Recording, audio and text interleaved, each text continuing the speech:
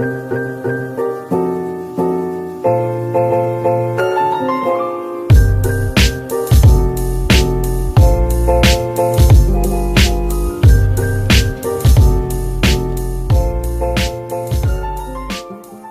à tous, donc je vais me présenter, Monsieur Amimi Nazir, donc 38 ans, donc responsable école de foot au sein du club de Livry-Gargan depuis le début de saison, donc saison 2021-2022. Donc voilà, mon rôle au club est de structurer, d'organiser un petit peu notre école de foot, à créer, avoir un organigramme structuré, former nos éducateurs, faire progresser nos enfants et essayer de travailler au mieux sur nos séances d'entraînement afin de faire progresser toutes nos catégories en match et en entraînement. Donc voilà pour notre école de foot.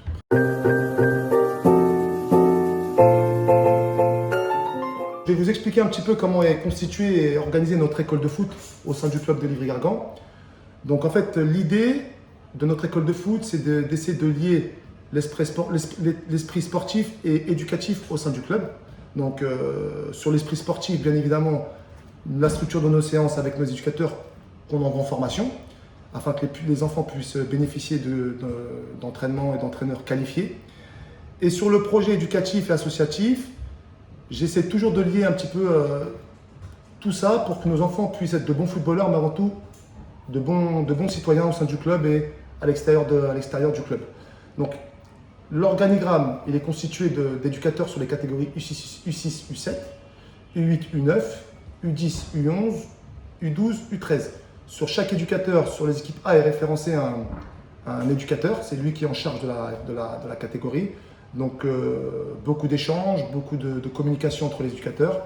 On a un canal de réseau important sur WhatsApp, sur Facebook, sur Instagram. Donc on travaille aussi avec une cellule communication. Et donc notre école de foot est très simple, elle est de qualité grâce au travail des éducateurs, elle est structurée. Et elle est surtout organisée par un président et tout un pôle qui bénéficie, qui nous donne des orientations sportives très très intéressantes pour l'évolution de nos enfants. Après, c'est un état global, mais si je pourrais vous faire un petit bilan rapide sur l'école de foot 2021-2022, c'est un bilan très positif, tant sur la progression que sur tous les événements organisés au sein de notre école de foot. Et bien évidemment, tout ça est aussi marqué par des responsables qui gèrent la communication. Donc Karim et Christophe qui sont au sein de la cellule communication et j'ai une relation très particulière avec eux parce que on les a beaucoup sollicités avec des photos, des reportages, des petites actions, des anniversaires et ça permet aussi voilà, que chaque parent puisse suivre tout ce qui se passe au sein de notre école de foot. Donc un grand merci aussi à tous ceux qui œuvrent au club, donc de la buvette, au secrétariat, à la communication, au président, aux éducateurs et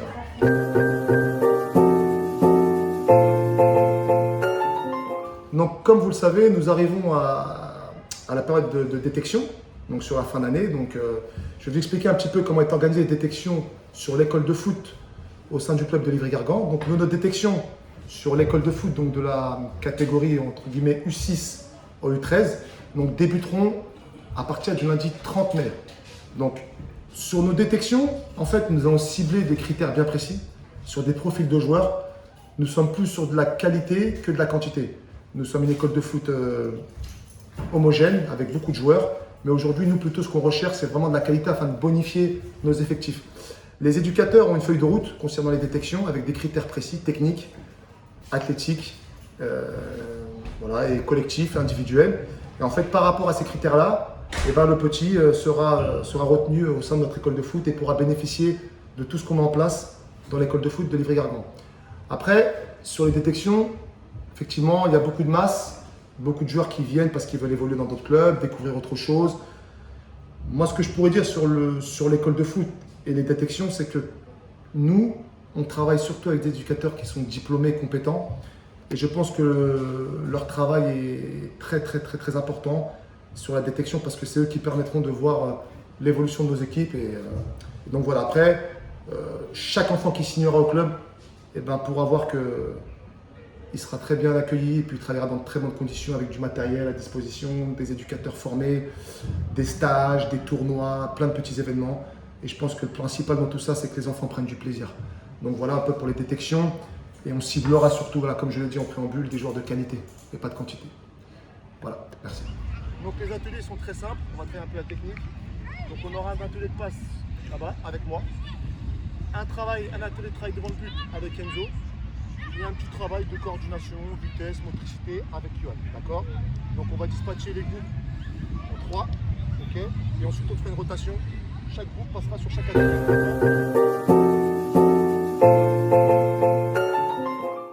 Donc sur le futur Mbappé, question que beaucoup de parents nous posent concernant l'avenir de leur enfant.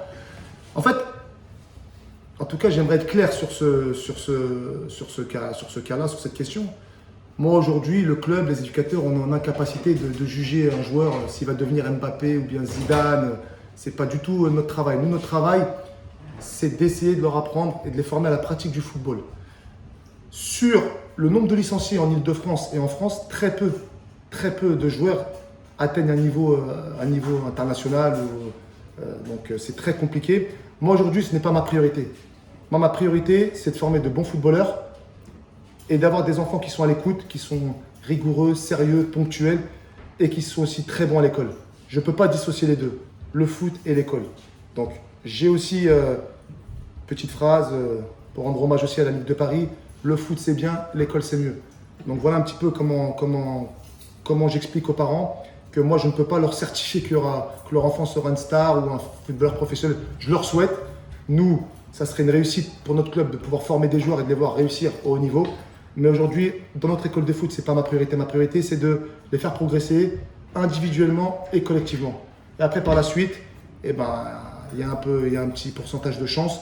Et je souhaite à tous les adhérents de notre école de foot de faire une belle carrière, mais surtout d'être sérieux à l'école et d'être de bons footballeurs. Voilà,